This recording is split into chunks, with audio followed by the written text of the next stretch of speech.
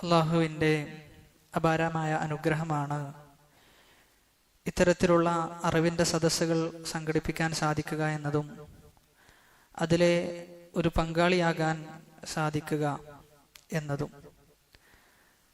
കഴിഞ്ഞ ക്ലാസ്സുകളിലെല്ലാം നമ്മുടെ കൂടെ ഉണ്ടായിരുന്ന നമ്മുടെ ഉറ്റമിത്രം, സാധാരണ ക്ലാസ്സിൽ പങ്കെടുക്കാറുള്ള അദ്ദേഹം ഒരാഴ്ചക്ക് മുമ്പാണ് നമ്മിൽ നിന്ന് വിട പറഞ്ഞു പോയത്. അല്ലാഹു സുബ്ഹാനഹു വ തആല അദ്ദേഹത്തിന് മഗ്ഫിറത്തും മർഹമത്തും പ്രദാനം ചെയ്യുമാറാകട്ടെ. അവസാന സന്ദർഭങ്ങളിലെല്ലാം അത്തരത്തിൽ അറിവിനു വേണ്ടി മുന്നിടാനും മുന്നേറുവാനും പഠിക്കുവാനും താല്പര്യത്തോടുകൂടി മുന്നോട്ട് വരുവാനും സാധിക്കുക എന്നത് അള്ളാഹുവിൻ്റെ വലിയ തൗഫീഖാണ്. അള്ളാഹു നമുക്കും അങ്ങനെയുള്ള തൗഫീഖ് പ്രദാനം ചെയ്യുമാറാകട്ടെ. കഴിഞ്ഞ ക്ലാസ്സിൽ നമ്മൾ പറഞ്ഞു വന്നത് സൂറത്തുൽ അൻആമിലെ പ്രധാനപ്പെട്ട ചില ഉപദേശങ്ങളാണ്. സൂറത്തുൽ അൻആമിൽ 10ഓളം നിർദ്ദേശങ്ങളാണ് അല്ലാഹു സുബ്ഹാനഹു വ തആല നൽകിയിട്ടുള്ളത്. അതിലെ ഏതാനും നിർദ്ദേശങ്ങൾ നമ്മൾ സൂചിപ്പിക്കുകയുണ്ടായി. 7ാമത്തെ നിർദ്ദേശമായിട്ട് നമ്മൾ സൂചിപ്പിച്ചത് വഔഫുൽ കൈല വൽ മീസാന ബിൽ ഖിസ്ത്, നിങ്ങൾ അളവിലും തൂക്കത്തിലും കൃത്രിമം വരുത്താൻ പാടില്ല, വളരെ നീതിപൂർവം അളക്കുകയും തൂക്കുകയും അങ്ങനെ അത് വിൽക്കുകയും ചെയ്യണം എന്നാണ് ആയത്തിൽ പ്രതിപാദിക്കുന്നത്. അവിടെയാണ് നമ്മൾ പറഞ്ഞത്, നമ്മൾ നമ്മുടെ കുട്ടികളെ സ്കൂളിലേക്ക് ചേർക്കുമ്പോഴും അതോടൊപ്പം തന്നെ മറ്റുള്ള പല വിഷയങ്ങളും അതിൻ്റെ കീഴിൽ വരുന്നു എന്നും നമ്മൾ സൂചിപ്പിക്കുകയുണ്ടായി. അതുകൊണ്ട് തന്നെ നമ്മൾ ഏറെ ശ്രദ്ധ ധനത്തിന്റെ വിഷയത്തിൽ, അത് കൈകാര്യം ചെയ്യുന്ന വിഷയത്തിൽ, അത് ചെലവഴിക്കുന്ന വിഷയത്തിൽ വളരെ വലിയ ശ്രദ്ധ നമുക്ക് ഓരോരുത്തരാകണം. റസൂലുള്ളാഹി സ്വല്ലല്ലാഹു അലൈഹി വസല്ലമ സഹാബാക്കളോട് ചോദിക്കുന്നുണ്ട്, അതദ്റൂന മനിൽ മുഫ്ലിസ്, അല്ല സഹാബാക്കളെ, ആരാണ് മുഫ്ലിസ് എന്ന്, പാപ്പരായ വ്യക്തി എന്ന് നിങ്ങൾക്കറിയുമോ? അതദ്റൂന മൽ മുഫ്ലിസ്, എന്താണ് പാപ്പരായ വ്യക്തി എന്ന് പറഞ്ഞു കഴിഞ്ഞാൽ ആ സമയത്ത് സഹാബാക്കൾ ഒന്നടങ്കം പറഞ്ഞു, അൽ മുഫ്ലിസു ഫീന മൻ ലാ ദിർഹമ വലാ മതാഅ, ദിർഹമില്ലാത്ത, ദുനിയാവിലെ ഓഹരികളില്ലാത്ത വ്യക്തിയാണ് മുഫ്ലിസ് എന്ന് പറഞ്ഞാൽ, പാപ്പരായ വ്യക്തി എന്ന് പറഞ്ഞാൽ എന്ന് മറുപടി പറഞ്ഞു. അവിടെ ആ മറുപടിയിൽ നിന്ന് നമുക്ക് മനസ്സിലാക്കാൻ പറ്റുക സ്വഹാബത്തിന്റെ നിഷ്കളങ്കതയാണ്. അവരൊറ്റടിക്ക് പറയുകയാണ്, ദിർഹമില്ലാത്ത, പൈസ ഇല്ലാത്ത ആളാണ് പാപ്പരായ വ്യക്തി എന്ന് പറഞ്ഞു കഴിഞ്ഞാൽ. റസൂലുള്ളാഹി സ്വല്ലല്ലാഹു അലൈഹി വസല്ലമ മറുപടി കൊടുത്തത്, ഇന്നൽ മുഫ്ലിസ മിൻ ഉമ്മത്തി, എന്റെ ഉമ്മത്തിൽപ്പെട്ട പാപ്പരായ വ്യക്തി എന്നാൽ യഅതി യൗമൽ ഖിയാമത്തി ബിസലാത്തിൻ വസിയാമിൻ വസകാത്തിൻ, സകാത്തായി, നോമ്പ് ചെയ്ത്, സകാത്ത് കൊടുത്ത്, നിസ്കരിച്ച് എന്നിങ്ങനെയുള്ള സൽക്കർമ്മങ്ങളുമായി എന്റെ അടുക്കിലേക്ക് വരുന്ന, അതായത് നമ്മളെപ്പോലെയുള്ള ആളുകളാണ്, നമ്മളെപ്പോലെ നന്മ ചെയ്ത, നന്മയിൽ മുന്നേറിയ ആളുകൾ. പക്ഷേ അവർക്ക് സംഭവിച്ച അപജയം, അവർക്ക് എവിടെയാണ് തോൽവി സംഭവിച്ചത്? നബി സല്ലല്ലാഹു അലൈഹി വസല്ലമ പറയുന്നു, വയഅതി ഖദ് ശതമ ഹാദാ വഖദഫ ഹാദാ വഅകല മാല ഹാദാ, പക്ഷെ അവൻ ചെയ്തതെന്താ? ചില ആളുകളെ ചീത്ത വിളിച്ചിട്ടുണ്ട്, ചില ആളുകളുടെ പണം അവൻ അപഹരിച്ചിട്ടുണ്ട്, അന്യായമായി എടുത്തിട്ടുണ്ട്.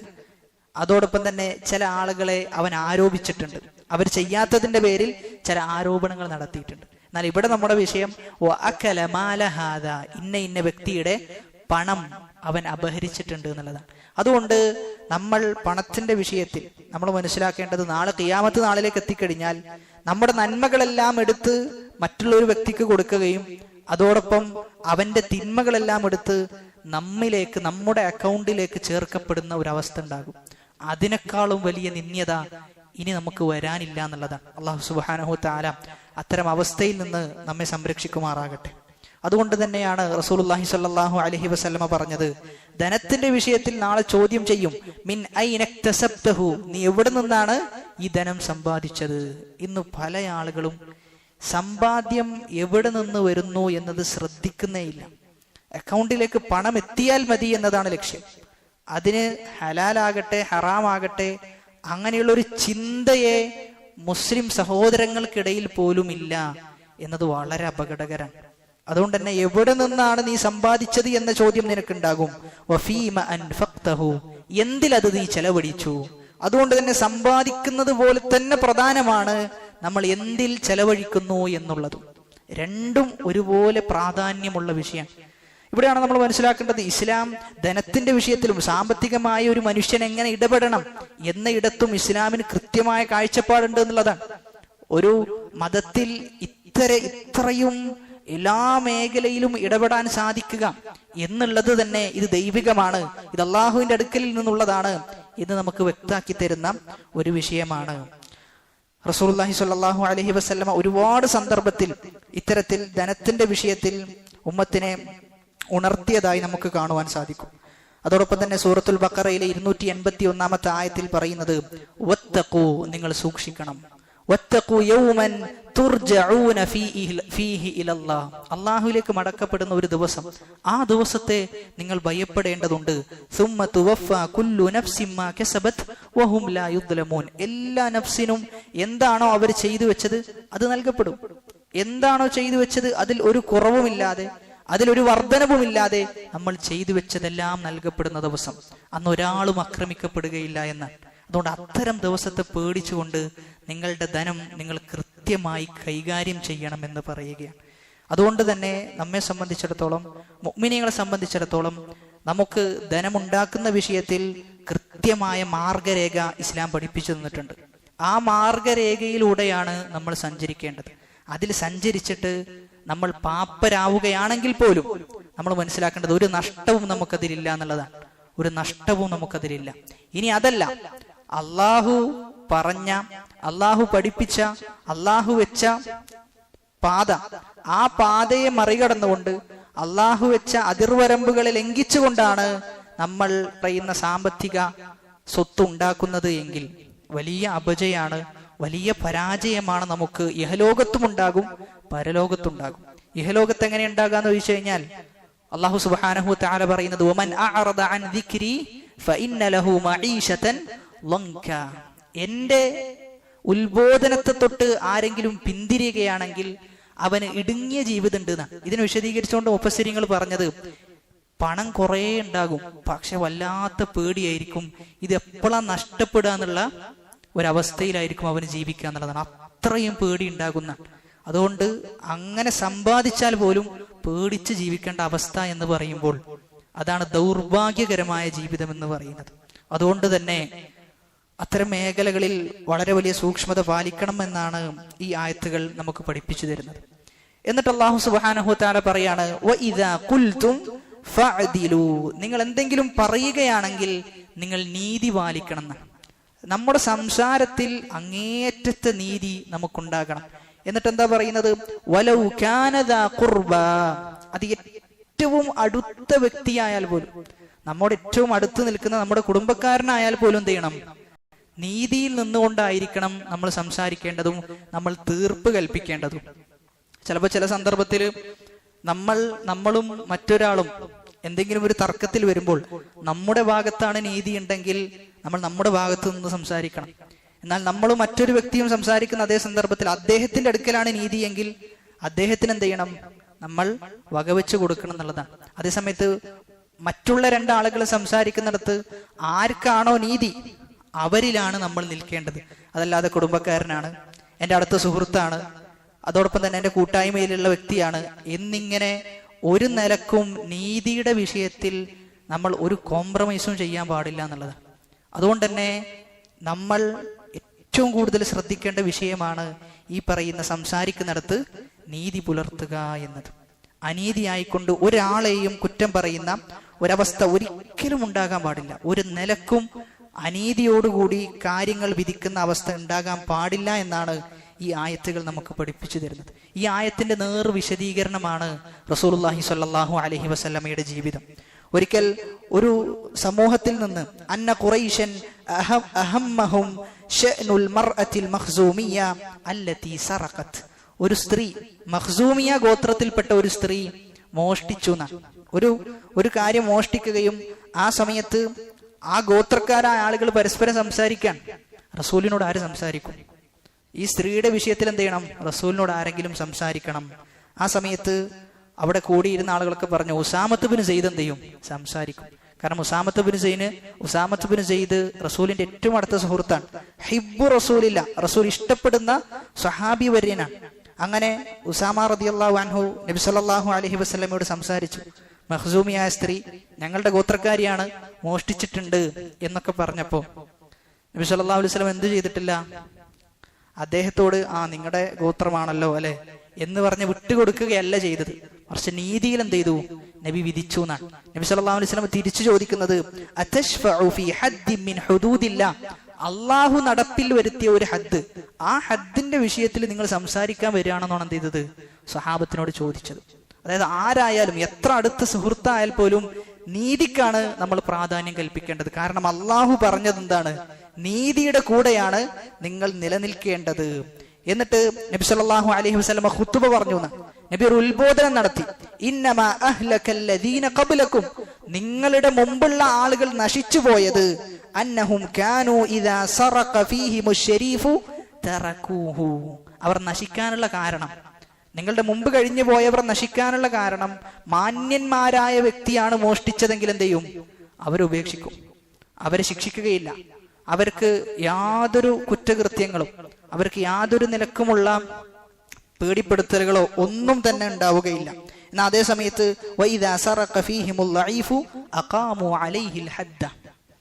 എന്നാൽ മോഷ്ടിച്ചത് ദുർബലനായ വ്യക്തിയാണെങ്കിൽ എന്ത് ചെയ്യും? അവനെതിരെ നിയമം നടപ്പിൽ വരുത്തും എന്നുള്ളതാണ്. ഇതാണ് നിങ്ങൾക്ക് മുമ്പ് കഴിഞ്ഞുപോയ സമൂഹത്തെ നശിപ്പിക്കാൻ കാരണമായിട്ടുള്ളത്. എന്നിട്ട് നബി സല്ലല്ലാഹു അലൈഹി വസല്ലമ പറയുന്നൊരു വാക്കുണ്ട്.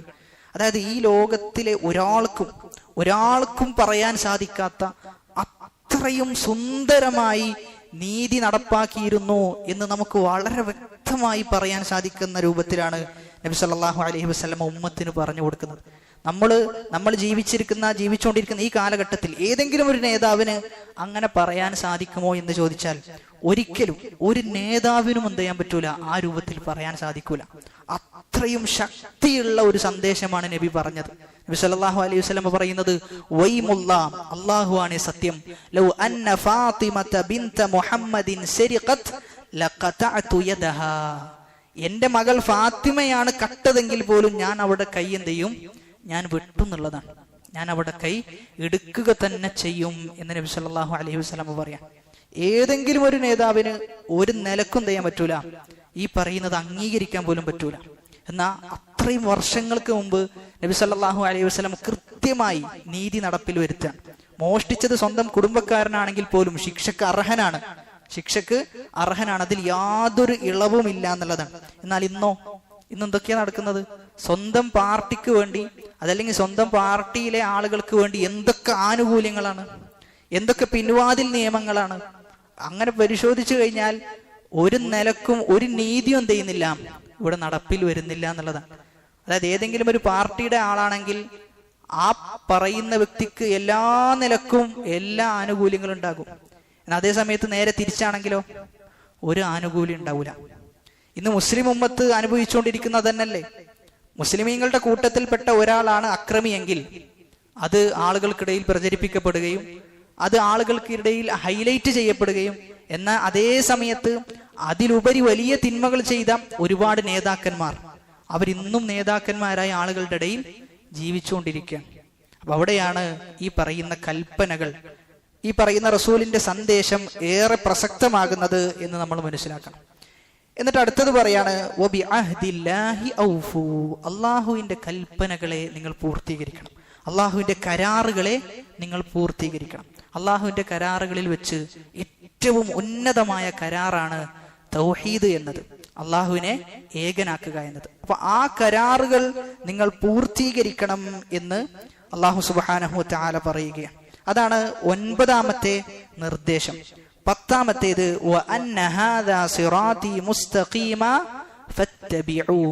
ഇതാണ് നേരായ മാർഗം, ഇതാണ് ചൊവ്വായ മാർഗം. ഫത്തബിഊഹു, നിങ്ങൾ ഇതെന്ത് ചെയ്യണം?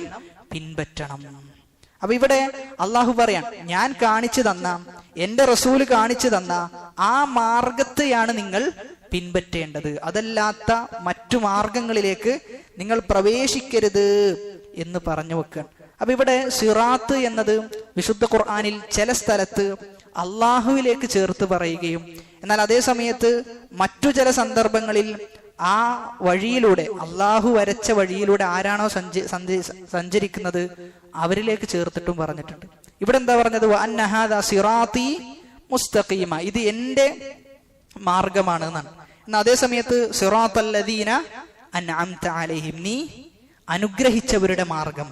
അപ്പൊ അവിടെ അള്ളാഹുവിലേക്ക് ചേർത്തിയിട്ടല്ല സിറാത്ത് പറഞ്ഞിട്ടുള്ളത്, മറിച്ച് ആരാണോ ആ സിറാത്തിലൂടെ സഞ്ചരിക്കുന്നത് അവരിലേക്ക് ചേർത്തിക്കൊണ്ട് സിറാത്ത് പറയുകയുണ്ടായി. സിറാത്തല്ലാഹില്ലദീ ലഹു മാ ഫിസ് സമാവാതി വമാ ഫിൽ അർദ്. അതേപോലെ തന്നെ സിറാത്തല്ലാഹ്, അള്ളാഹുവിന്റെ മാർഗം, അള്ളാഹുവിന്റെ മാർഗം. അപ്പൊ ഇങ്ങനെ സിറാത്ത് രണ്ട് രൂപത്തിലാണ് വിശുദ്ധ ഖുർആനിൽ വേർതിരിച്ചിട്ടുള്ളത്, ചേർക്കപ്പെട്ടിട്ടുള്ളത്. ചിലയിടത്ത് അള്ളാഹുവിലേക്കും ചിലയിടത്ത് അതിലൂടെ സഞ്ചരിക്കുന്ന ആളുകളിലേക്കും ചേർത്തിക്കൊണ്ടാണ് സിറാത്ത് പറഞ്ഞിട്ടുള്ളത്. എന്നിട്ട് അള്ളാഹു പറയണു അന്ന ഹാദാ സിറാത്തി മുസ്തഖീമൻ ഫത്തബിഊഹു, നിങ്ങൾ ഇതെന്ത് ചെയ്യണം? പിൻപറ്റണം. നിർബന്ധമായിട്ടും അള്ളാന്റെ മാർഗം നിങ്ങൾ പിൻപറ്റണം. എന്നിട്ടോ വലാ തത്തബിഉസ് സുബുൽ, നിങ്ങൾ മറ്റുള്ള മാർഗങ്ങളെ നിങ്ങൾ പിൻപറ്റരുത്. ബിദ്അത്തുകളെ പിൻപറ്റാൻ പാടില്ല, ദേഹേച്ഛകളെ പിൻപറ്റാൻ പാടില്ല, ശിർക്കിനെ പിൻപറ്റാൻ പാടില്ല. എന്നിട്ടോ ഫതഫറഖ ബികും അൻ സബീലി, അങ്ങനെ പിൻപറ്റിക്കഴിഞ്ഞാൽ നിങ്ങൾ അനൈക്യത്തിലാവും, നിങ്ങൾ ഛിന്ന ഭിന്നമാകും എന്ന് പറഞ്ഞു വെക്കുക. അതുകൊണ്ട് തന്നെ നമ്മുടെ സമൂഹത്തിൽ മുസ്ലിം ഉമ്മത്ത് ഇത്രയും അധികം ആളുകൾ കൂട്ടങ്ങളായി മാറാൻ, കൂട്ടായ്മകളായി മാറാൻ, വ്യത്യസ്തങ്ങളായ ഓരോ ആളുകൾ, അതായത് മുസ്ലിം ഉമ്മത്ത് ഭിന്നിച്ചുകൊണ്ടേയിരിക്കാൻ. കാലം കൂടുന്തോറും മുസ്ലിം ഉമ്മത്തിൽ കൂട്ടായ്മകളും ടീമുകളും വർദ്ധിച്ചു വരികയാണ്. എണ്ണിയാൽ തീരൂല, എണ്ണിയാൽ തീരാത്ത അത്ര വിഭാഗങ്ങളായി മുസ്ലിം ഉമ്മത്ത് മാറിക്കൊണ്ടേയിരിക്കുന്നു. സലഫികളുടെ കൂട്ടത്തിൽ തന്നെ എത്ര ആളുകളുണ്ട് ഞങ്ങൾ സലഫികളാണ് എന്ന് പറഞ്ഞു നടക്കുന്ന ആളുകൾ. അതായത് നമ്മൾ ആലോചിക്കേണ്ടത്, പണ്ടൊക്കെ ഒരാൾ യഥാർത്ഥ സലഫിയത്തിലേക്ക് വന്നു കഴിഞ്ഞാൽ അദ്ദേഹത്തിന് വളരെ എളുപ്പമാണ് മനസ്സിലാക്കാൻ. എന്നാൽ ഇന്നോ വളരെ പ്രയാസമാണ്, വളരെ പ്രയാസമാണ്. ഏതിലേക്കാണ് വരാന്നുള്ളത് എന്ത് ചെയ്യും? ഒരാകെ സംശയത്തിലായി പോകും. കാരണം അത്രയും ആളുകൾ എന്ത് ചെയ്യുന്നുണ്ട്? ഞങ്ങളാണ് സലഫികൾ എന്ന് പറയുന്നുണ്ട്. ഈ ഞങ്ങളാണ് സലഫികൾ എന്ന് പറയുന്ന ആളുകൾ വരെ പറയുന്ന എന്താ? മറ്റൊന്നും സലഫിയല്ല, ഇവന് സലഫിയല്ല, ഇവര് സലഫിയല്ല. ഇങ്ങനെ എന്ത് ചെയ്യാണ്? ആരാണ് സലഫി എന്ന് വെച്ചാലോ, ഞങ്ങളും ഞങ്ങളുടെ കൂടെ കുറച്ച് ആൾക്കാരുണ്ട്, ഇവര് മാത്രമാണ് സലഫികൾ എന്ന്. അതായത് പണ്ട് APക്കാർ ചെയ്തുകൊണ്ട ഒരു പ്രവർത്തനമുണ്ട്, സ്വർഗത്തിലേക്ക് ടിക്കറ്റ് കൊടുക്കുന്ന പരിപാടി. ഞങ്ങളും ഞങ്ങളുടെ കൂടെയുള്ള ആളുകൾ മാത്രമാണ് സ്വർഗത്തിൽ നിന്ന്. അതായത് APക്കാരെ സംബന്ധിച്ചിടത്തോളം അവരുടെ കൂട്ടായ്മയിൽ ആരാണോ മെമ്പർഷിപ്പ് എടുക്കുന്നത് അവർ സ്വർഗത്തിൽ. അതുപോലെയാണ് ഇന്ന് ചില ആളുകൾ സലഫിയത്തിന്റെ വിഷയത്തിൽ സംസാരിക്കുന്നത്. ഞങ്ങളുടെ കൂടെ കൂടിയാൽ അവൻ സലഫിയായി, എന്നാൽ ഞങ്ങളുടെ കൂട്ടത്തിൽ ഇല്ലെങ്കിലോ അവൻ സലഫിയല്ല എന്നാണ്. അപ്പൊ ശരിക്കും പറഞ്ഞു കഴിഞ്ഞാൽ അന്ന് APക്കാര് ചെയ്ത അതേ പണി എന്ത് ചെയ്യുന്നുണ്ട്? ഇന്ന് ചില ആളുകൾ അത് ഏറ്റെടുത്തിട്ടുണ്ട് എന്നുള്ളതാണ്. അതുകൊണ്ട് നമ്മൾ മനസ്സിലാക്കേണ്ടത്, ഒരാൾക്ക് എങ്ങനെയാണ് മറ്റൊരാൾ സലഫിയല്ല എന്ന് പറയാൻ സാധിക്കുക? അതിനു മാത്രം സലഫിയത്ത് ഈ പറയുന്ന വ്യക്തി ജീവിതത്തിൽ ഉൾക്കൊള്ളുന്നുണ്ടോ? പലപ്പോഴും ഈ സലഫി, ഞാൻ സലഫിയാണ് എന്ന് പറയുന്ന വ്യക്തി, അവൻ സലഫിയത്ത് പാലിക്കുന്നത് ഏത് വിഷയത്തിൽ മാത്രമായിരിക്കും? തർക്കത്തിന്റെ വിഷയത്തിൽ മാത്രമായിരിക്കും. ജീവിതത്തിൽ എന്ത് സലഫിയത്താണെന്ന് ചോദിച്ചാലോ വട്ടപൂജയായിരിക്കും, ഒന്നും ഉണ്ടാവൂല. സലഫുകൾ പെരുമാറുന്ന രൂപത്തിലുള്ള പെരുമാറ്റമായിരിക്കൂല. സലഫുകളുടെ നിസ്കാരവും ഇവന്റെ നിസ്കാരവും പരിഗണിച്ചാലോ രണ്ടും തമ്മിൽ വലിയ അന്തരുണ്ടാകും. അപ്പൊ ഇബാദത്തിന്റെ വിഷയത്തിലില്ല, അഖ്ലാഖിന്റെ വിഷയത്തിലില്ല, ഇങ്ങനെയുള്ള ഒരു വിഷയത്തിലും സലഫിയത്ത് പാലിക്കണില്ല. അതേ സമയത്ത് തർക്കത്തിന്റെ വിഷയം വരുമ്പോഴോ ഇവൻ വലിയ സലഫിയായിട്ട് എന്ത് ചെയ്യും?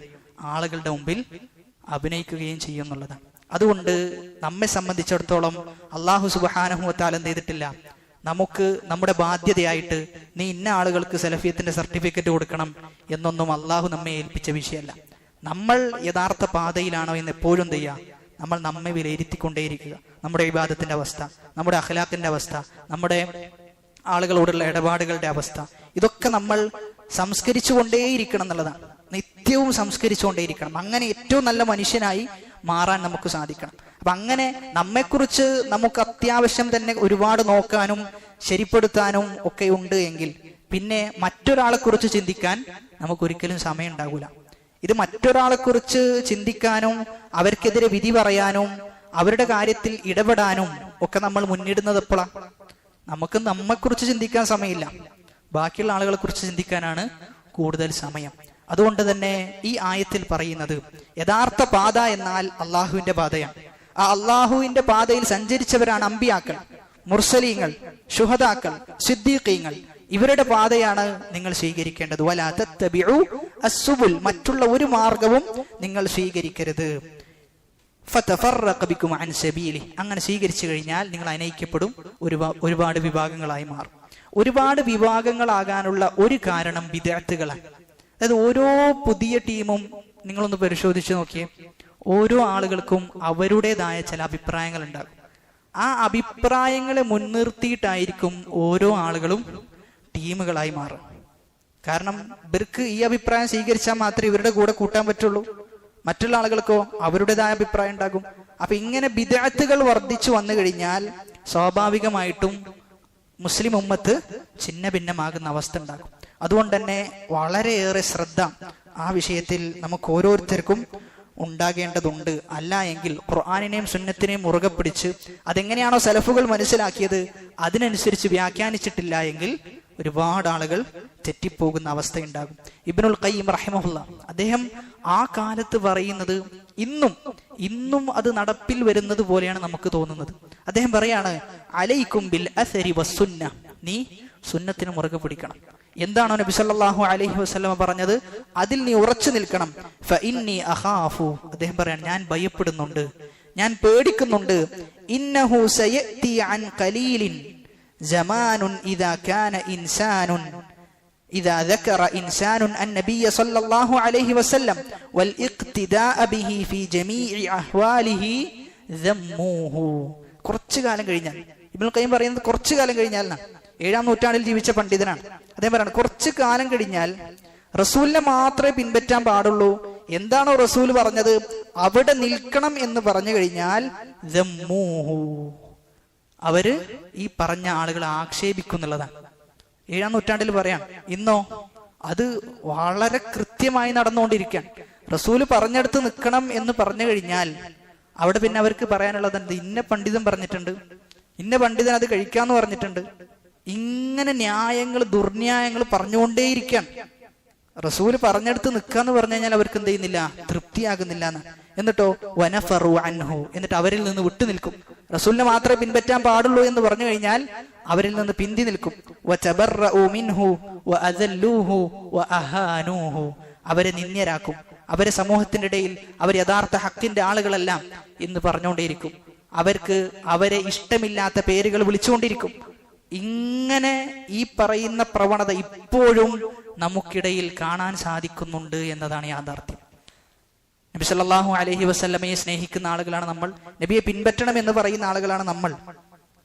അത്തരത്തിൽ ഈ വാദം വളരെ കൃത്യമായി പറയുന്ന നമ്മളെ കുറിച്ച് നബിദിനം ആഘോഷിക്കാൻ പാടില്ല എന്ന് പറയുമ്പോൾ, നബി സല്ലല്ലാഹു അലൈഹി വസല്ലം അത് ചെയ്തിട്ടില്ല, സ്വഹാബത്ത് ചെയ്തിട്ടില്ല എന്നൊക്കെ പറയുമ്പോൾ ആളുകൾ എന്താ പറയുന്നത്? നബി സല്ലല്ലാഹു അലൈഹി വസല്ലം ചെയ്തത് മാത്രമല്ല ദീന്, സഹാബാക്കൾ ചെയ്തത് മാത്രമല്ല ദീന് എന്ന നിലക്കാണ് എന്ത് ചെയ്യാ സംസാരിക്കുക. കുറച്ചൊക്കെ ബുദ്ധി കൊണ്ട് ചിന്തിക്കുന്ന, റസൂലിന്റെ ജീവചരിത്രം കൃത്യമായി വായിച്ച, സഹാബത്തിനെ മനസ്സിലാക്കിയ ആളുകളെ സംബന്ധിച്ചിടത്തോളം ധാരാളം. നബി ചെയ്തിട്ടില്ല എന്ന് പറഞ്ഞു കഴിഞ്ഞാൽ മറുത്ത് പിന്നെ എന്തില്ല, ഒരു ചോദ്യത്തിന് ഒരു പ്രസക്തിയില്ല. കഴിഞ്ഞു, റസൂല് ചെയ്തിട്ടില്ല, ഞാനും ചെയ്യുന്നില്ല, അവിടെ നിൽക്കുക എന്നുള്ളതാണ്. എന്നാൽ അതിനെ വ്യാഖ്യാനിക്കാൻ വേണ്ടി അവർ പണിയെടുക്കുന്ന പണി എത്രയാ? മദീനത്ത് എന്ത് ചെയ്യുന്നുണ്ട്? ഈ ആഘോഷം നടക്കുന്നുണ്ട് എന്നാണ് ഒരു ചങ്ങായി വീഡിയോ എടുത്തിട്ട് പറയുന്നത്. അതായത് മദീനത്ത് ഈ പറയുന്ന ആഘോഷം നടക്കുന്നുണ്ട്. എന്നിട്ട് 3-4 ദിവസം കഴിഞ്ഞപ്പോഴോ ആ വീഡിയോ ഡിലീറ്റ് ചെയ്തു. അപ്പൊ അത്രയും കഷ്ടപ്പെടുകയാണ്. ഒരു വിദഗ്ധ സ്ഥാപിക്കാൻ വേണ്ടി എല്ലാ പണിയും എടുത്തുകൊണ്ടിരിക്കുകയാണ്. അവിടെയാണ് നമ്മൾ പറയുന്നത് സുന്നത്ത് പിൻപറ്റാൻ എന്തില്ല, ഒരു പണിയില്ല. എന്താണോ ഹദീസിൽ പറഞ്ഞത് അത് സ്വീകരിക്കുക എന്നുള്ളതാണ്. അതുകൊണ്ട് തന്നെ സുന്നത്തിൽ അടിയുറച്ചു നിൽക്കാൻ നമ്മൾ പരിശ്രമിക്കണം. നമ്മൾ ചെയ്യുന്ന ഓരോ കർമ്മങ്ങളും അത് സുന്നത്തിൽ അധിഷ്ഠിതമാണോ, അതല്ല അതിലേക്ക് ബിദ്അത്തുകൾ കടന്നു വരുന്നുണ്ടോ എന്ന ഒരു ആലോചന നമ്മൾ നടത്തിക്കൊണ്ടേയിരിക്കണം. എന്നിട്ട് ആയത്ത് അവസാനിപ്പിക്കുമ്പോൾ അള്ളാഹു പറയാണ്, ദാലികും വസ്സാകും ബിഹി ലഅല്ലകും തത്തഖൂൻ. ഈ പറയുന്ന വസിയത്തുകളെല്ലാം എന്തിനു വേണ്ടിയിട്ടാണ്? നിങ്ങൾ തഖ്വയുള്ള ആളുകളാകാനാണ്, നിങ്ങൾ അള്ളാഹുവിനെ സൂക്ഷിക്കുന്ന ആളുകളാകാനാണ്. അപ്പൊ ഇവിടെ ആയത്തുകളെല്ലാം അവസാനിപ്പിക്കുമ്പോൾ നമുക്ക് മനസ്സിലാക്കാൻ സാധിക്കുന്നത് 3 രൂപത്തിലാണ് അള്ളാഹു ആയത്തുകൾ അവസാനിപ്പിച്ചിട്ടുള്ളത്. ചിലയിടത്ത് അള്ളാഹു പറഞ്ഞു ദാലികും വസ്സാകും ബിഹി ലഅല്ലകും തഅഖിലൂൻ, നിങ്ങൾ ചിന്തിക്കുന്ന ആളുകളാകാൻ വേണ്ടി. പിന്നെ പറഞ്ഞു ലഅല്ലകും തദക്കറൂൻ, നിങ്ങൾ ആലോചിക്കുന്നവരാകാൻ വേണ്ടി. പിന്നെ പറഞ്ഞു ലഅല്ലകും തത്തഖൂൻ, നിങ്ങൾ തഖ്വയുള്ള ആളുകളാകാൻ വേണ്ടി. അപ്പൊ ഏറ്റവും അവസാനം എടുക്കെത്തുക തഖ്വയിലേക്ക് എന്ത് ചെയ്യും? നമ്മൾ എത്തിച്ചേരും. അതിനെക്കുറിച്ച് ചിന്തിക്കുകയും അതിനെക്കുറിച്ച് ആലോചിക്കുകയും അങ്ങനെ അവസാനം തഖ്വയിലേക്ക് എത്തിപ്പെടാൻ നമുക്ക് സാധിക്കും എന്നാണ് പറയുന്നത്. ശേഷം മുഹമ്മദ് ബിൻ അബ്ദുൽ വഹാബ് റഹിമഹുല്ലാ അദ്ദേഹം ഇബ്നു മസ്ഊദ് റളിയല്ലാഹു അൻഹുവിന്റെ ഒരു ഖൗല്, ഇബ്നു മസ്ഊദ് റളിയല്ലാഹു അൻഹു പറഞ്ഞ ഒരു കാര്യം കൊടുക്കുകയാണ്.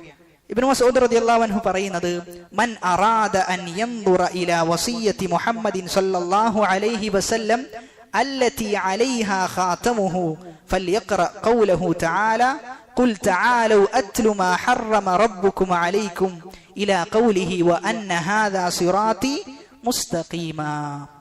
അദ്ദേഹം പറയാണ്, റസൂലുള്ളാഹി സ്വല്ലല്ലാഹു അലൈഹി വസല്ലമ റസൂലിന്റെ വസിയ്യത്തായി, അവസാനത്തെ വസിയ്യത്തായി നബി സല്ലല്ലാഹു അലൈഹി വസല്ലമ അവസാന വസിയ്യത്തായിട്ട് പറഞ്ഞു എന്ന് പറഞ്ഞുകൊണ്ട് അദ്ദേഹം ഈ പറയുന്ന ആയത്തുകൾ, നമ്മൾ ഇപ്പോൾ വിശദീകരിച്ച 10 നിർദ്ദേശങ്ങൾ ഉൾക്കൊള്ളുന്ന ആയത്തുകളെ കുറിച്ച് പ്രതിപാദിച്ചു എന്നുള്ളതാണ്. റസൂല് വസിയ്യത്തായിട്ട് പറഞ്ഞു കൊടുത്തിട്ടില്ല, മറിച്ച് ഈ ആയത്തിൽ എന്ത് ചെയ്തിട്ടുണ്ട്, എല്ലാം ഉൾക്കൊണ്ടിട്ടുണ്ട്. അത് റസൂലിന്റെ വസിയ്യത്ത് പോലെയാണ്, റസൂലിന്റെ ഉപദേശം പോലെയാണ് എന്ന് പറഞ്ഞുകൊണ്ട് സൂറത്തു അൻആമിലെ 151 മുതൽ 153 വരെയുള്ള ആയത്തുകൾ ഇബ്നു മസ്ഊദ് റളിയല്ലാഹു അൻഹു പറഞ്ഞു വെക്കുക. അവിടെ ഈ പറയുന്ന ഹദീസിൽ ഇബ്നു മസ്ഊദ് റളിയല്ലാഹു അൻഹു പറയുന്നത്, മൻ അറാദ, ആരെങ്കിലും ഉദ്ദേശിക്കുകയാണെങ്കിൽ, അൻ യൻളുറ ഇലാ വസിയ്യത്തി മുഹമ്മദിൻ, റസൂലുള്ളാഹി സ്വല്ലല്ലാഹു അലൈഹി വസല്ലമയുടെ വസിയ്യത്തിലേക്ക് ആരെങ്കിലും നോക്കാൻ ഉദ്ദേശിക്കുകയാണെങ്കിൽ, അപ്പൊ മുഹമ്മദ് എന്നാണ് എന്ത് ചെയ്തിട്ടുള്ളത്, പ്രയോഗിച്ചിട്ടുള്ളത്. മുഹമ്മദ് എന്നെന്ത് ചെയ്തിട്ടുണ്ട്, അവിടെ പറഞ്ഞിട്ടുണ്ട്. എന്നാൽ വിശുദ്ധ ഖുർആനിലെ ആയത്തിൽ എന്താ പറഞ്ഞത്, ലാ തജ്അലു ദുആ അർ-റസൂലി ബൈനകും കദുആഇ ബഅദികും ബഅളാ, നിങ്ങൾ പരസ്പരം മറ്റുള്ള ആളുകളെ വിളിക്കുന്നത് പോലെ ആരെ വിളിക്കാൻ പാടില്ല, റസൂലുള്ളാഹി സ്വല്ലല്ലാഹു അലൈഹി വസല്ലമയെ വിളിക്കാൻ പാടില്ല എന്നുള്ളതാണ്. അതായത് റസൂലിനെ വിളിക്കുന്ന സന്ദർഭത്തിൽ യാ മുഹമ്മദ് എന്ന് പറഞ്ഞിട്ട് വിളിക്കാൻ പാടില്ല, മറിച്ച് എന്താ വിളിക്കേണ്ടത്, യാ റസൂലല്ലാ എന്നാണ് വിളിക്കേണ്ടത്. വിളിക്കുന്ന സന്ദർഭത്തിൽ അങ്ങനെയാണ് അഭിസംബോധന ചെയ്യേണ്ടത്. എന്നാൽ അതേ സമയത്ത് ഒരു കാര്യം പറയുകയാണെങ്കിൽ, വിളിക്കുന്നതല്ല, ഒരു കാര്യം പറയുന്നതാണെങ്കിൽ എന്ത് പറയാം, മുഹമ്മദുൻ സ്വല്ലല്ലാഹു അലൈഹി വസല്ലം എന്ന് പറയാം. നമ്മൾ സ്വലാത്ത് അങ്ങനെയാണ് ചൊല്ലാറുള്ളത്, അല്ലാഹുമ്മ സ്വല്ലി അലാ മുഹമ്മദിൻ എന്നാണ് നമ്മൾ പറയാറുള്ളത്. അതേ സമയത്ത് റസൂലിനെ അഭിസംബോധനം ചെയ്യുമ്പോൾ ഒരിക്കലും യാ മുഹമ്മദ് എന്ന് അഭിസംബോധനം ചെയ്യാൻ പാടില്ല എന്നാണ് ആയത്തിൽ പറയുന്നത്. അപ്പൊ ഈ പറയുന്ന നമ്മളിപ്പോൾ വിശദീകരിച്ച അതേ ആയത്തിനെ കുറിച്ചാണ് ഇബ്നു മസ്ഊദ് റളിയല്ലാഹു അൻഹു പറയുന്നത്.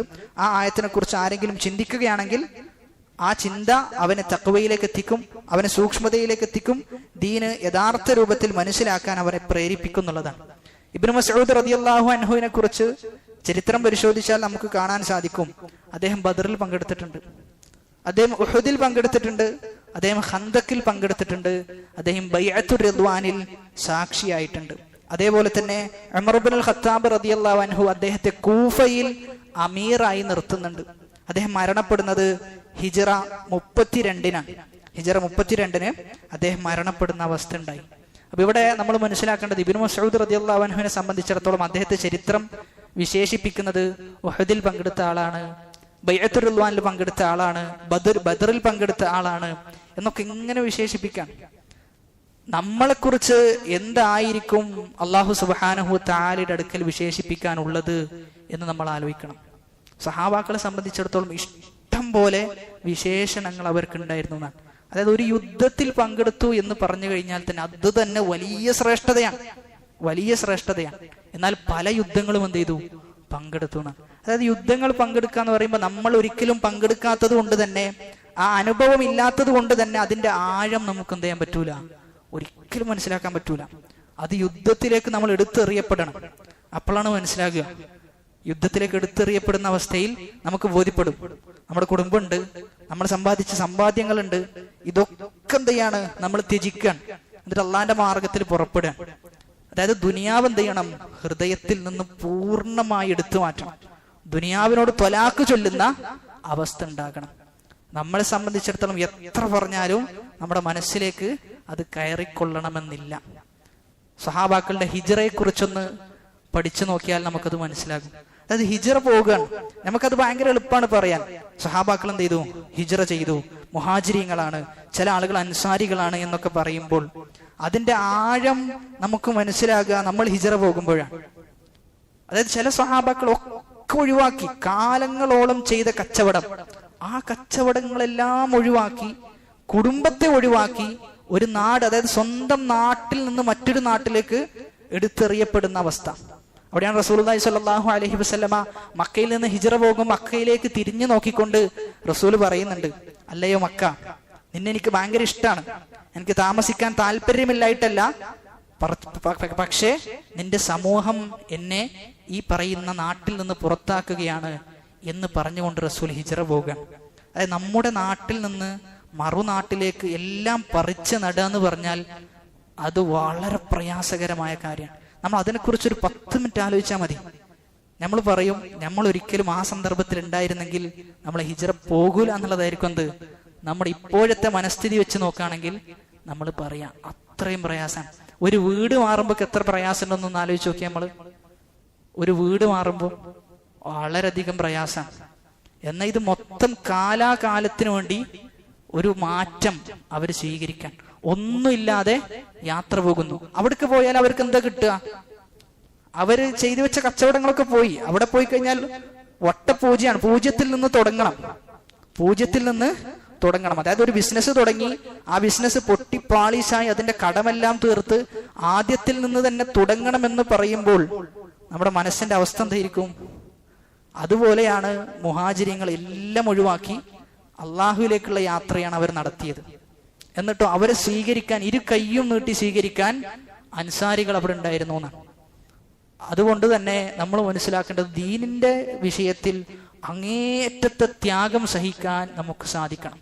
സഹാബാക്കൾ ബദ്റിൽ പങ്കെടുത്തു, ഉഹദിൽ പങ്കെടുത്തു, ബൈഅത്തുർ റിദ്വാനിൽ പങ്കെടുത്തു എന്നൊക്കെ പറയുമ്പോൾ അതൊക്കെ നമ്മെ സംബന്ധിച്ചിടത്തോളം വെറും കാൽപ്പനികമായ കടിഞ്ഞുപോയ ചില ചരിത്രങ്ങൾ മാത്രമായിരിക്കാം. എന്നാൽ അതൊക്കെ പച്ചയായ ജീവിതത്തിന്റെ യാഥാർത്ഥ്യങ്ങളാണ് എന്ന നിലക്ക് നമ്മൾ എന്ത് ചെയ്യണം? ഉൾക്കൊള്ളണം. അങ്ങനെ ഉൾക്കൊണ്ട് സഹാബാക്കളുടെ ജീവിതം ആഴത്തിൽ ആലോചിക്കുമ്പോൾ നമുക്ക് മനസ്സിലാവുക, അവരുടെ നാവിൽ മാത്രമേ ദുനിയാവ് ഉണ്ടായിട്ടുള്ളൂ, ഹൃദയത്തിലേക്ക് എന്ത് ചെയ്തിട്ടില്ല? ദുനിയാവ് കയറിയിട്ടില്ല എന്നാണ്. എന്നാൽ നമ്മെ സംബന്ധിച്ചിടത്തോളം നാവിലും ദുനിയാവാണ്, ഹൃദയത്തിലും ദുനിയാവാണ്. എന്നാൽ വെറുതെ ഒരു രസത്തിന് ചിലപ്പോൾ നമ്മൾ പറയും, ആഖിറത്തിനെ കുറിച്ച് എന്ത് ചെയ്യും? നമ്മൾ പറയും എന്നുള്ളതാണ്. അതുകൊണ്ട് യഥാർത്ഥ ആഖിറത്തിന്റെ ചിന്ത നമ്മിലേക്ക് പ്രവേശിക്കേണ്ടതുണ്ട്. അങ്ങനെ പ്രവേശിക്കുമ്പോഴാണ് ദീനിന്റെ മാധുര്യവും ദീനിന്റെ സൗന്ദര്യവും നമുക്ക് ഉൾക്കൊള്ളാൻ സാധിക്കുക. മുആദ് ഇബ്നു ജബൽ റളിയല്ലാഹു അൻഹു പറയാൻ, കുൻതു റദീഫൻ നബിയ്യി സല്ലല്ലാഹു അലൈഹി വസല്ലം, ഞാൻ റസൂലിന്റെ കൂടെ ഞാൻ റസൂലിന്റെ പിന്നിൽ ഒരു കഴുതയുടെ പുറത്തിരിക്കുകയാണ്. ഫഖാല ലി, ആ സമയത്ത് റസൂൽ എന്നോട് പറഞ്ഞു, യാ മുആദ്, ഓ മുആദ്, അതദ്രി മാ ഹഖ്ഖുല്ലാഹി അലൽ ഇബാദ്.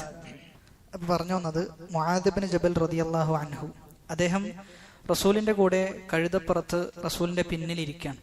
ആ സമയത്ത് റസൂലുള്ളാഹി സ്വല്ലല്ലാഹു അലൈഹി വസല്ലം ചോദിച്ചു, യാ മുആദ്, ഓ മുആദ്, അതദ്രി മാ ഹഖ്ഖുല്ലാഹി അലൽ ഇബാദ്, അടിമകളുടെ മേൽ നിർബന്ധമായും അവരല്ലാഹുവിന് ചെയ്യേണ്ട കാര്യം എന്താണ്, അവരല്ലാഹുവിന് കൊടുക്കേണ്ട ബാധ്യത എന്താണ് എന്ന് നബി സല്ലല്ലാഹു അലൈഹി വസല്ലം ചോദിച്ചു. ആ സമയത്ത് മുആദ് റളിയല്ലാഹു അൻഹു മറുപടി പറഞ്ഞത്, അല്ലാഹു വറസൂലുഹു അഅലം, അല്ലാഹുവിനും അവന്റെ പ്രവാചകനുമാണ് ഏറ്റവും കൂടുതൽ അറിയുന്നത് എന്ന്. അതായത് മുആദ് റളിയല്ലാഹു അൻഹുവിന് ഉത്തരം അറിയില്ല. ആ സമയത്ത് നബി സല്ലല്ലാഹു അലൈഹി വസല്ലം ഉത്തരം പറഞ്ഞു കൊടുക്കുകയാണ്, ഫഇന്ന ഹഖ്ഖല്ലാഹി അലൽ ഇബാദി അൻ യഅ്ബുദൂഹു വലാ യുശ്രികൂ ബിഹി ഷൈആ. നമ്മെ സംബന്ധിച്ചിടത്തോളം നമ്മൾ അള്ളാഹുവിന് കൊടുക്കേണ്ട ബാധ്യത എന്താ? അള്ളാഹുവിനെ മാത്രം ആരാധിക്കുക, അവനിൽ യാതൊന്നിനെയും പങ്കു ചേർക്കാതിരിക്കുക. അപ്പൊ അള്ളാഹുവിനെ മാത്രമാണ് ആരാധിക്കേണ്ടത്. ആ ആരാധനയിൽ ഒരാളോട് പോലും നമ്മൾ പങ്കു ചേർക്കാൻ പാടില്ല എന്നുള്ളതാണ്. അപ്പൊ ഇബാദത്ത് ചെയ്യുക, അതോടൊപ്പം ഷിർക്ക് ചെയ്യാതിരിക്കുക, ഇതാണ് നമ്മുടെ മേൽ നിർബന്ധമായിട്ടുള്ളത്. എന്നിട്ട് അടുത്തത് ചോദിക്കാം, വഹഖുൽ ഇബാദി അലല്ലാഹി അൻ ലാ യുഅദ്ദിബ മൻ ലാ യുശ്രികു ബിഹി ഷൈആ. എന്നാൽ അള്ളാഹുവിന്റെ ബാധ്യത എന്താ? ഒരാൾ തൗഹീദ് അനുസരിച്ച് ജീവിച്ചു, ഒരാൾ തൗഹീദ് അനുസരിച്ച് ജീവിക്കുകയും മരണപ്പെടുകയും ചെയ്തു. അങ്ങനെ മരണപ്പെട്ടു കഴിഞ്ഞാൽ അള്ളാഹു ബാധ്യതയായിട്ട് ചില കാര്യങ്ങൾ ഏറ്റെടുത്തിട്ടുണ്ട്. അതെന്താണ് എന്ന് നബി സല്ലല്ലാഹു അലൈഹി വസല്ലം പറയാണ്, അൻ ലാ യുഅദ്ദിബ മൻ ലാ യുശ്രികു ബിഹി ഷൈആ. ഷിർക്ക് ചെയ്യാതെ മരണപ്പെടുകയാണെങ്കിൽ അവരെ ശിക്ഷിക്കാതിരിക്കുക, അവരെ സ്വർഗത്തിൽ പ്രവേശിപ്പിക്കുക എന്നുള്ളതാണ് ആരുടെ ബാധ്യത? അള്ളാഹുവിന്റെ ബാധ്യത. അപ്പൊ മനസ്സിലാക്കേണ്ടത്, തൗഹീദ് ഉണ്ടെങ്കിൽ അത് സ്വർഗത്തിലേക്കുള്ള ഏറ്റവും വലിയ കാരണമാണ്. സ്വർഗത്തിന്റെ താക്കോലാണ് തൗഹീദ് എന്ന് തന്നെ വേണമെങ്കിൽ പറയാം. ഇനി തൗഹീദ് ഇല്ലെങ്കിലോ ഒക്കെ നഷ്ടപ്പെട്ടു, എന്ത് ചെയ്താലും പിന്നെ യാതൊരു ഫലവുമില്ല എന്ന്. എന്നിട്ട് നബി സല്ലല്ലാഹു അലൈഹി വസല്ലമയോട് സഹാബി ഉടനെ തന്നെ ചോദിക്കാണ്, അഫലാ ഉബശ്ശിറുന്നാസ്, ഞാൻ ജനങ്ങളോട് ഇത് പറഞ്ഞു കൊടുക്കട്ടെ, ഞാൻ ജനങ്ങൾക്ക് സന്തോഷ വാർത്ത അറിയിച്ചു കൊടുക്കട്ടെ എന്ന്. അപ്പൊ ഇവിടെ ആ സ്വഹാബിയുടെ മനോഭാവം ഒന്ന് ആലോചിച്ച് നോക്കിയേ. അതായത് ഒരു ദീനിൽ അദ്ദേഹത്തെ സന്തോഷിപ്പിക്കുന്ന ഒരു കാര്യം കിട്ടിയപ്പോൾ അദ്ദേഹം മറ്റുള്ള അദ്ദേഹത്തിന്റെ സഹോദരന്മാരെ ഓർക്കുകയാണ്.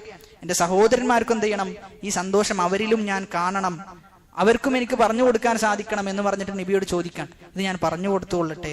ആ സമയത്ത് നബി സല്ലല്ലാഹു അലൈഹി വസല്ലമ പറഞ്ഞു, ലാ തുബശ്ശിർഹും ഫയത്തകിലു, അവർക്ക് പറഞ്ഞു കൊടുക്കണ്ട, പറഞ്ഞു കൊടുത്താൽ അവരെന്ത് ചെയ്യും, അതിൽ അവർ തവക്കുൽ ചെയ്യുന്ന. കാരണം ഹദീസിൽ പറയുന്ന എന്താ, തൗഹീദ് സ്വീകരിച്ചു കഴിഞ്ഞാൽ, ഷിർക്ക് ചെയ്യാതെ മരണപ്പെട്ടു കഴിഞ്ഞാൽ അള്ളാഹു ശിക്ഷിക്കുകയില്ല എന്ന്. അപ്പൊ സ്വാഭാവികമായിട്ടും ആളുകൾ എന്ത് ചെയ്യും, തൗഹീദ് സ്വീകരിക്കും, ഷിർക്ക് ചെയ്യാതിരിക്കും, എന്നിട്ട് വേറെ പല തിന്മകളിലും എന്ത് ചെയ്യും, ഏർപ്പെടുന്ന അവസ്ഥ ഉണ്ടാകും. അതുണ്ടാകാതിരിക്കാൻ വേണ്ടി പറഞ്ഞു, ജനങ്ങളോട് ആരോടും എന്ത് ചെയ്യണ്ട, ഇത് പറയണ്ട എന്ന് പറഞ്ഞു. അപ്പൊ അങ്ങനെയാണെങ്കിൽ ചിലപ്പോൾ ഒരു ചോദ്യം ബാക്കിയുണ്ടാകും, ഇത് നമുക്കെങ്ങനെ കിട്ടി എന്നുള്ളത്. ഈ അടുത്തൊരാള് ഫോൺ വിളിച്ച് ചോദിച്ചതാണ്, അങ്ങനെയാണെങ്കിൽ ഈ ഹദീസ് എങ്ങനെ നമുക്ക് കിട്ടി എന്നുള്ളത്. അതായത് ഈ ഹദീസ് ഉദ്ധരിക്കുന്നത് മുആദ് ഇബ്നു ജബൽ റളിയല്ലാഹു അൻഹു ആണ്. സ്വഹാബാക്കളുടെ കൂട്ടത്തിൽ വളരെ പ്രസിദ്ധനായ സ്വഹാബിയാണ്. ബദറും അതിനുശേഷമുള്ള പല യുദ്ധങ്ങളും അദ്ദേഹം പങ്കെടുത്തിട്ടുണ്ട്. അദ്ദേഹത്തെക്കുറിച്ച് ചില ഹദീസിലൊക്കെ പറയുന്നത്, മുആദ് യുഹ്ശറു യൗമൽ ഖിയാമത്തി അമാമൽ ഉലമാഇ ബിറത്വ, ഉലമാക്കളെക്കാളും എത്രയോ മുന്നിലായിരിക്കും മുആദ് റളിയല്ലാഹു അൻഹു ഉണ്ടാവുക. അത്രയും ശ്രേഷ്ഠനായ സ്വഹാബിയാണ്. അപ്പൊ അദ്ദേഹം അവസാന കാലത്ത് മരിക്കുന്നതിന് തൊട്ട് മുമ്പ് ഈ ഹദീസ് പറഞ്ഞു കൊടുത്തു എന്നാണ്. അദ്ദേഹം പേടിച്ചു, ഞാൻ ഈ ഹദീസ് പറഞ്ഞു കൊടുക്കാതെയാണ് മരണപ്പെടുന്നതെങ്കിൽ ഇൽമ് പൂഴ്ത്തി വെക്കുന്ന ആളുകളിൽ ഞാൻ ഉൾപ്പെട്ടു പോകുമോ എന്ന ഭയപ്പാട് കൊണ്ട് ആ ഹദീസ് അദ്ദേഹം അവസാനം പറഞ്ഞു കൊടുത്തു എന്നാണ്. അതാണ് നമുക്ക് ഈ ഹദീസ് ലഭിക്കാനുള്ള കാരണം. അറിവിന്റെ വിഷയത്തിൽ അറിവ് ഒരിക്കലും എന്ത് ചെയ്യാൻ പാടില്ല, പൂഴ്ത്തി വെക്കാൻ പാടില്ല. അറിഞ്ഞ അറിവ് അത് പറഞ്ഞു കൊടുക്കണം എന്നാണ്. അത് പറഞ്ഞു കൊടുക്കുന്ന അവസ്ഥ ഉണ്ടാകണം. എത്രത്തോളം എന്ന് ചോദിച്ചു കഴിഞ്ഞാൽ, ചില ഉലമാക്കൾ, അതായത് നമുക്ക് ഈ പറയുന്ന ഉലമാക്കൾ പഠിപ്പിച്ചു തന്നതുകൊണ്ടാണ് ഇത്രയും അറിവുകൾ നമുക്ക് ലഭ്യമായത്. അതുകൊണ്ട് തന്നെ ചില പണ്ഡിതന്മാരെന്ത് ചെയ്തു, ഒരുപാട് അറിവുകൾ ചില ഉലമാക്കളിൽ നിന്ന് ലഭിച്ചത് കൊണ്ട് തന്നെ ആ ഉലമാക്കൾക്ക് നമ്മൾ എന്തെങ്കിലും ചെയ്തു കൊടുക്കണമല്ലോ. അവർക്കെന്തെങ്കിലും ഒരു നന്ദി വാചകം, അവർക്കെന്തെങ്കിലും അവർക്ക് ഇഷ്ടപ്പെടുന്ന എന്തെങ്കിലും കാര്യം ചെയ്തു കൊടുക്കണമല്ലോ എന്നത് ഓർത്തുകൊണ്ട് ഈ അടുത്ത് മരണപ്പെട്ട ആലു ഷെയ്ഖ് റഹിമഹുല്ല, അദ്ദേഹം ചില ഉലമാക്കൾക്ക് വേണ്ടി, മരണപ്പെട്ടു പോയ വർഷങ്ങൾക്ക് മുമ്പ് മരണപ്പെട്ടു പോയ ഉലമാക്കൾക്ക് വേണ്ടി അദ്ദേഹം ഹജ്ജ് ചെയ്തിരുന്നു എന്നാണ്. അതായത് അവരിൽ നിന്ന് എനിക്ക് എന്ത് ചെയ്തിട്ടുണ്ട്, ഒരുപാട് ഉപകാരങ്ങൾ, ദീനീപരമായ ഒരുപാട് ഉപകാരങ്ങൾ കിട്ടിയിട്ടുണ്ട്. അപ്പൊ അദ്ദേഹത്തിന് എനിക്കെന്തെങ്കിലും ചെയ്തു കൊടുക്കാൻ പറ്റണ്ടേ എന്നോർത്തിട്ട് അവരുടെ പേരിൽ എന്ത് ചെയ്തു, ഹജ്ജ് ചെയ്തു. അതേപോലെ തന്നെ മറ്റൊരു ആലിമിന്റെ പേരിൽ മറ്റൊരു ആലിം, അദ്ദേഹം ഇബ്നു ഹസം എന്നാണ് പേര്. ഇബ്നു ഹസം മരിക്കാൻ കിടക്കുകയാണ്. അപ്പൊ ഇബ്നു ഹസം മരണത്തിന്റെ തൊട്ട് ദിവസങ്ങൾക്ക് മുമ്പ് ക്രിസ്ത്യാനികൾ മുസ്ലിമീങ്ങൾക്കെതിരെ സംസാരിക്കുന്ന, മുസ്ലിം ഉമ്മത്തിനെതിരെ ചീത്ത പറയുന്ന, അവരുടെ ആശയങ്ങളെ, മുസ്ലിം ഉമ്മത്തിന്റെ ആശയങ്ങളെ എതിർക്കുന്ന ഒരവസ്ഥ ഉണ്ടായി. ആ സമയത്ത് ഇബ്നു ഹസം എഴുന്നേറ്റ് നിന്നിട്ട് എന്ത് ചെയ്തു, മറുപടി കൊടുത്തു എന്നാണ്. ശക്തമായ മറുപടി ക്രിസ്ത്യാനികൾക്ക് കൊടുത്തു. ഇത് വായിച്ചപ്പോൾ അദ്ദേഹത്തിന് ഇബ്നു ഹസമിനോട് ഇഷ്ടമുണ്ടാവുകയും, ഇബ്നു ഹസമിന്റെ ചരിത്രം വായിക്കുമ്പോൾ ഇബ്നു ഹസം ഹജ്ജ് ചെയ്തിട്ടില്ല, അദ്ദേഹത്തിന് ഹജ്ജ് ചെയ്യാൻ സാധിച്ചിട്ടില്ല. ആലു ഷെയ്ഖ് റഹിമഹുല്ല എന്ത് ചെയ്തു, അദ്ദേഹത്തിന്റെ പേരിൽ ഹജ്ജ് ചെയ്തു എന്നുള്ളതാണ്. അതായത് ഉലമാക്കൾക്ക് കൊടുത്ത വക്കാറത്താണ്, ഉലമാക്കൾക്ക് വേണ്ടി ചെയ്ത സേവനങ്ങളാണ്. അപ്പൊ അതുകൂടെയാണ് നമ്മൾ മനസ്സിലാക്കേണ്ടത്. അങ്ങനെ അവർക്ക് ഉപകാരം ചെയ്യാൻ, അവരിൽ നിന്ന് ഉപകാരം എടുക്കുന്നതോടൊപ്പം തന്നെ ആ ഉപകാരം എടുത്തതിന്റെ പേരിൽ അവർക്ക് നന്ദി പ്രകടിപ്പിക്കാൻ നമുക്ക് സാധിക്കണമെന്നാണ് ഈ പറഞ്ഞ സംഭവങ്ങളെല്ലാം നമുക്ക് പഠിപ്പിച്ചു തരുന്നത്. അതോടൊപ്പം തന്നെ ഈ ഹദീസിൽ നിന്ന് ഒരുപാട് പാഠങ്ങൾ നമുക്കുണ്ട്. ഒന്നാമതായി റസൂലുള്ളാഹി സ്വല്ലല്ലാഹു അലൈഹി വസല്ലമയുടെ വിനയമാണ്. റസൂൽ എന്ത് ചെയ്തു, റസൂൽ വാഹനത്തിൽ കയറി, റസൂൽ കഴുതയിൽ കയറിയിട്ട് ഒരാളെയും റസൂൽ കയറ്റാതിരുന്നോ? ഇല്ല. തൊട്ടു പിറകിൽ ആരെ കയറ്റി? മുആദ് റളിയല്ലാഹു അൻഹുവിനെ കയറ്റി എന്നുള്ളതാണ്. റസൂലാണ് എല്ലാ സഹാബാക്കളും ഏറെ ഇഷ്ടപ്പെടുന്ന, അതേപോലെ തന്നെ അള്ളാഹുവിന്റെ വഹി ലഭിക്കുന്ന പ്രവാചകന്മാരിൽ ഏറ്റവും ശ്രേഷ്ഠനായ പ്രവാചകൻ എന്ത് ചെയ്യാണ്, തന്റെ അനുചരനായ ആളെ പുറത്തിരുത്തി കൊണ്ടുപോകുന്നു എന്നത് റസൂലുള്ളാഹി സ്വല്ലല്ലാഹു അലൈഹി വസല്ലമയുടെ വിനയത്തിന്റെ അടയാളമായിട്ടാണ് നമ്മൾ മനസ്സിലാക്കേണ്ടത്. അതേപോലെ തന്നെ വലിയ മര്യാദയിൽപ്പെട്ടതാണ്, അറിയാത്ത കാര്യമാണ് നമ്മൾ നമ്മോട് ഒരാൾ ചോദിക്കുന്നതെങ്കിൽ നമ്മൾ എന്തു പറയണം? അല്ലാഹു വറസൂലുഹു അഅലം, അല്ലാഹുവും റസൂലുമാണ് ഏറ്റവും കൂടുതൽ അറിവുള്ളത് എന്ന് പറയണമെന്നാണ്.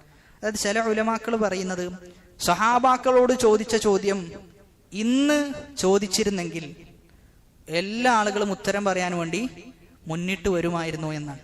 എന്നാൽ സഹാബാക്കളോട് ഒരു ചോദ്യം ചോദിച്ചു കഴിഞ്ഞാൽ എന്തായിരിക്കും അവസ്ഥ? മറ്റോ പറയുന്നതാണ് സഹാബി. അതായത് ഒരു സഹാബിയോട് ചോദിച്ചാൽ ആ സഹാബി പറയും, ഇന്ന ആളാണ് എന്നെക്കാളും ഉത്തരം പറയാൻ ഉഷാർ, അദ്ദേഹത്തോട് ചോദിച്ചോ എന്ന് പറയും. അദ്ദേഹത്തോട് ചോദിച്ചു കഴിഞ്ഞാലോ അദ്ദേഹം പറയും, എന്നോട് ചോദിക്കണ്ട, അപ്പുറത്തുള്ള ആളോട് ചോദിച്ചു എന്ന് പറയും. അങ്ങനെ അത് തിരിഞ്ഞു വന്നിട്ട് ആരോടാണോ ആദ്യം ചോദിച്ചത് അവരിലേക്ക് എത്തുന്നതാണ്. അത്രയും പേടിയായിരുന്നു ദീനിന്റെ വിഷയത്തിൽ എന്തെങ്കിലും പറയാൻ അവർക്കുണ്ടായിരുന്നത്. കാരണം ദീനാണ്, ഇത് സംസാരിക്കേണ്ട ആൾക്കാരാണ് സംസാരിക്കേണ്ടത്. അല്ലാതെ പോകുന്നവനും കണ്ടവനും എല്ലാ ആളുകൾക്കും അഭിപ്രായം പറയാനുള്ള ഒരു ഇടമായിട്ടാണ് ദീന് ഇന്ന് മാറിയിട്ടുള്ളത്. എല്ലാ ആളുകൾക്കും അവരുടേതായ അഭിപ്രായങ്ങളുണ്ട്. എനിക്കിങ്ങനെയാണ് തോന്നുന്നത്, അല്ല എനിക്ക് ഇങ്ങനെയാണ് തോന്നുന്നത്. അപ്പൊ തോന്നലുകൾക്കനുസരിച്ച് ഇങ്ങനെ പറഞ്ഞുകൊണ്ടിരിക്കുകയാണ്. ഒരു സൂക്ഷ്മതയും ആ വിഷയത്തിൽ പല ആളുകളും കാണിക്കുന്നില്ല. എന്നാൽ ഇതേ സമയത്ത് ഒരു ഡോക്ടർ എടുക്കുന്ന പണി നമ്മൾ ആരെങ്കിലും എടുക്കോ? ഇന്ന മരുന്ന് കുടിച്ചാൽ മതി നമ്മൾ ആരും ചെയ്യൂല, ഒരാളും പറയില്ല. അല്ലെങ്കിൽ വീട് പണി നടക്കുകയാണ്, നമ്മോടൊരുത്തം വന്നിട്ട് പറയാണ് അത് ഇവിടെ ഇങ്ങനല്ല ഇങ്ങനെയാണ് കെട്ടേണ്ടതെന്ന് പറഞ്ഞാൽ നമ്മൾ പറയും, ഒരിക്കൽ പോയ ചങ്ങായി ഇത് നിന്റെ പണിയൊന്നും അല്ലല്ലോ എന്ന് നമ്മൾ പറയും. എന്നാൽ അതേ സമയത്ത് ദീനിന്റെ വിഷയത്തിൽ പറഞ്ഞാലോ പെട്ടെന്ന് വിശ്വസിക്കും, അങ്ങനെ ഉണ്ടല്ലേ എന്ന് പറഞ്ഞിട്ട് എന്ത് ചെയ്യും, നമ്മൾ വിശ്വസിക്കുന്ന അവസ്ഥ ഉണ്ടാവും. സാധാരണ റമളാനിലൊക്കെ ഒരു ഹദീസ് എന്ത് ചെയ്യാറുണ്ട്, റമളാൻ മാസമായി കഴിഞ്ഞാൽ ഒരു ഹദീസ് പ്രചരിക്കാറുണ്ട്. ആദ്യമായി റമളാൻ നിലാവ് കണ്ടു എന്ന് പ്രചരിപ്പിച്ചു കഴിഞ്ഞാൽ അവന് നരകമോചനമുണ്ട് എന്ന് പറഞ്ഞിട്ട് എന്ത് ചെയ്യും, ഇങ്ങനെ റമളാന്റെ നിലാവ് കണ്ടു കഴിഞ്ഞാൽ ആദ്യം ചെയ്യും അത് പ്രചരിപ്പിക്കാൻ വേണ്ടി പരിശ്രമിക്കുന്ന ആളുകളുണ്ട്. അങ്ങനെ ഒരു ഹദീസ് തന്നെ ഇല്ല. അത് ദുർബലം എന്ന് മാത്രമല്ല, ഉണ്ടാക്കിയ ഹദീസാണ്, ഉണ്ടാക്കപ്പെട്ട കെട്ടിച്ചമക്കപ്പെട്ട ഹദീസുകളാണ്. അപ്പൊ ഇങ്ങനെ ദീനിന്റെ വിഷയത്തിൽ എന്തെങ്കിലും വന്നു കഴിഞ്ഞാൽ അത് അന്വേഷിക്കുകയോ അതിന്റെ സത്യാവസ്ഥ മനസ്സിലാക്കുകയോ ഒന്നും ചെയ്യാതെ അത് ഷെയർ ചെയ്യുന്ന ആളുകൾ വളരെയധികം സൂക്ഷിക്കേണ്ടതുണ്ട്. റസൂലിന്റെ വിഷയത്തിൽ അത് കളവായി മാറാൻ സാധ്യതയുണ്ട്. ചില ആളുകൾ ഈ ഷെയർ ചെയ്യുമ്പോൾ തന്നെ ചില ആളുകളുടെ ഉദ്ദേശം എന്താ, ഗ്രൂപ്പിൽ ഫസ്റ്റ് ഷെയർ ചെയ്യുന്ന ആള് ഞാനാകണം എന്നുള്ളതാണ്. എന്തോ മത്സരം പോലെയാണ് ഇതിനെ കാണുക ചില ആൾക്കാരെ സംബന്ധിച്ചിടത്തോളം. അവിടെ നമ്മളെ സംബന്ധിച്ചിടത്തോളം നമ്മൾ ഫസ്റ്റ് ഷെയർ ചെയ്യണമെന്നോ അല്ലെങ്കിൽ നമ്മളായിരിക്കണം അത് മുൻപന്തിയിലെന്നോ എന്നതല്ല നമുക്കുണ്ടാകേണ്ട നീയത്ത്. മറിച്ച് നമ്മൾ നമ്മുടെ മനസ്സിൽ കരുതേണ്ടത് ഒന്നാമത്തേത് ഇത് ദീനാണ് പറയുന്നത്, ഇത് സത്യമാണോ എന്നത് നമ്മൾ ഉറപ്പുവരുത്തും. രണ്ടാമത്തേത് നമുക്ക് നീയത്ത് ഉണ്ടാവുക എന്നതാണ് പ്രധാനം. നമുക്ക് അത് മറ്റുള്ള ആളുകളിലേക്ക് എത്തിച്ചു കൊടുക്കണം എന്ന നീയത്ത് ഉണ്ടാകലാണ് പ്രധാനം. അതിൽ ഒന്നാമതായാലും രണ്ടാമതായാലും എല്ലാ ആളുകൾക്കും ഒരുപോലെയാണ് പ്രതിഫലം ലഭിക്കുക. അതുകൊണ്ട് തന്നെ ദീനിന്റെ വിഷയത്തിൽ നമുക്കറിയാത്തതാണ് നമ്മോട് ഒരാൾ ചോദിക്കുന്നതെങ്കിൽ അറിയില്ല എന്ന് പറയാൻ നമുക്ക് സാധിക്കണം. ആ വിഷയത്തിൽ നമ്മെ ഏറെ അത്ഭുതപ്പെടുത്തിയ നമ്മുടെ ഒരു ഉസ്താദാണ് ഇവിടെ ഖുതുബ പറയുന്ന ക്ലാസ് എടുക്കുന്ന മുജീബ് റഹ്മാൻ സലാഹി. അള്ളാഹു അദ്ദേഹത്തിന് മഗ്ഫിറത്തും റഹ്മത്തും അതോടൊപ്പം തന്നെ ഇൽമിൽ അദ്ദേഹത്തിന് വർധനവും പ്രദാനം ചെയ്യുമാറാകട്ടെ. അപ്പൊ ഉസ്താദിനോട് സാധാരണ ചോദ്യോത്തര സെഷനൊക്കെ ഉണ്ടായി കഴിഞ്ഞാൽ, അല്ല അറിയാത്ത ചോദ്യം വന്നാൽ എന്താ ചെയ്യാ എന്ന് ചോദിച്ചു കഴിഞ്ഞാൽ ഉസ്താദ് പറയും അറിയില്ല എന്ന് പറയും. പിന്നെന്താ പറയാ, എളുപ്പല്ലേ. അത് അറിയാത്ത ചോദ്യം വന്നു കഴിഞ്ഞാലാണ് ഉത്തരം പറയാൻ എളുപ്പം എന്നാണ്. അറിയുന്ന നമുക്ക് കുറെ പറയണ്ടേ, ഹദീസുകൾ പറയണം, ആയത്തുകൾ പറയണം, മറ്റതൊന്നും പറയാനില്ല. അറിയില്ല എന്ന് പറഞ്ഞു കഴിഞ്ഞാൽ വിഷയം കഴിഞ്ഞു എന്നാണ്. അപ്പൊ അതൊക്കെ വലിയ മര്യാദയാണ്. അത് ഇന്ന് അങ്ങനെയുള്ളൊരു മര്യാദ നിലനിൽക്കുന്നേ ഇല്ല എന്ന് വേണമെങ്കിൽ പറയാം. ചില ഉലമാക്കൾ പറയാറുള്ളത് എല്ലാ ചോദ്യത്തിനും ഉത്തരം പറയുന്നവൻ മജ്നൂനാണെന്നാണ്, ഓൻ പിരാന്തനാണെന്നുള്ളതാണ്. അതായത് എല്ലാ ചോദ്യത്തിനും ഉത്തരം പറയാൻ പറ്റൂല, നല്ല ചോദ്യത്തിനും ഉത്തരം ഒരാൾ പറയുന്നുണ്ടെങ്കിൽ ഓൻ മജ്നൂനാണ് എന്ന് കിതാബുൽ ഇൽമിന്റെ വിഷയത്തിൽ രചിക്കപ്പെട്ട ഒരുപാട് പുസ്തകങ്ങളിൽ രേഖപ്പെടുത്തപ്പെട്ടിട്ടുണ്ട്. അതാണ് ഇമാം മാലിക് റഹിമഹുല്ലയോട് ദൂരദിക്കിൽ നിന്ന് ഒരാൾ വന്നിട്ട് ചോദിക്കണം, ഒരുപാട് ചോദ്യങ്ങൾ ചോദിച്ചു. ഇമാം മാലിക് റഹിമഹുല്ല പറഞ്ഞു ഒന്നിനും ഉത്തരം അറിയില്ല എന്ന് പറഞ്ഞു. എന്നിട്ട് പറഞ്ഞു ഇമാം മാലിക് പറഞ്ഞിട്ടുണ്ട് ഈ പറയുന്ന ചോദ്യങ്ങൾക്കൊന്നും ഉത്തരം അറിയില്ല, നിങ്ങൾ എന്ത് ചെയ്യാ ഈ മറുപടി നിങ്ങളുടെ നാട്ടിൽ പോയി പറയാന്ന് പറഞ്ഞു. അത് അവർക്ക് അറിയില്ല എന്ന് പറയാൻ എന്തില്ല, ഒരു മടിയും ഉണ്ടായിരുന്നില്ല. അതുകൊണ്ട് അറിയാത്ത വിഷയം അറിയില്ല എന്ന് പറഞ്ഞ് അത് പഠനവിധേയമാക്കുകയും അത് ചോദിച്ചു മനസ്സിലാക്കുകയുമാണ് നമ്മൾ ചെയ്യേണ്ടത്. അതാണ് യഥാർത്ഥ മുഖ്ലിസീങ്ങളുടെ, നിഷ്കളങ്കരായ ആളുകളുടെ അടയാളം. കാരണം അത് വലിയ ഭാരം നമ്മൾ നമ്മുടെ മേൽ ചുമത്തുകയാണ് ചെയ്യുന്നത്. അല്ലാഹു സുബ്ഹാനഹു വ തആല അതിന്റെ പേരിൽ നാളെ നമ്മോട് എന്ത് ചെയ്യും? ചോദ്യം ചെയ്യപ്പെടുന്ന ഒരു അവസ്ഥ ഉണ്ടാകും. അതുകൊണ്ട് നമ്മെ സംബന്ധിച്ചിടത്തോളം ആ ചോദ്യത്തിൽ നിന്ന് മുക്തി നേടാൻ ഏറ്റവും നല്ലത് ലാ അദ്രി. ചില ഉലമാക്കൾ പറയുന്നത് നിസ്ഫുൽ ഇൽം, അറിവിന്റെ പകുതിയാണ് ലാ അദ്രി, എനിക്ക് ആ കാര്യം അറിയില്ല എന്ന് പറയൽ അറിവിന്റെ പകുതിയാണ്. അതുകൊണ്ട് തന്നെ അറിവിന്റെ വിഷയങ്ങൾ ചർച്ച ചെയ്യുന്ന സദസ്സുകളിൽ ആവേശപൂർവ്വം നമ്മൾ നമ്മുടെ അഭിപ്രായം പറയണം എന്നില്ല. മറിച്ച് അത് കൃത്യമായി ശ്രവിച്ച് കേൾക്കുകയും അറിയുന്നതാണെങ്കിൽ മാത്രം പറയുകയും ചെയ്യുക. അല്ലാത്തതാണെങ്കിൽ നമ്മൾ പറയേണ്ടതില്ല. അല്ലാഹു സുബ്ഹാനഹു വ തആല കാര്യങ്ങൾ കൃത്യമായി ഗ്രഹിക്കുവാനും അത് ജീവിതത്തിൽ പ്രാവർത്തികമാക്കുവാനുമുള്ള തൗഫീഖ് പ്രദാനം ചെയ്യുമാറാകട്ടെ. നമ്മിൽ നിന്ന് വന്നുപോയ ചെറുതും വലുതുമായ എല്ലാ വീഴ്ചകൾ അല്ലാഹു പുറത്തു മാപ്പാക്കി നൽകുമാറാകട്ടെ. അല്ലാഹുമ്മ ഗ്ഫിർ ലിൽ മുഅ്മിനീന വൽ മുഅ്മിനാത്ത് വൽ മുസ്ലിമീന വൽ മുസ്ലിമാത്ത് അൽ അഹ്യാഇ മിൻഹും വൽ അംവാത്ത് ഇന്നക മുജീബുദ് ദഅവാതി വയാ ഖാദിയൽ ഹാജാത്ത്. ربنا آتنا في الدنيا حسنة وفي الآخرة حسنة وقنا عذاب النار.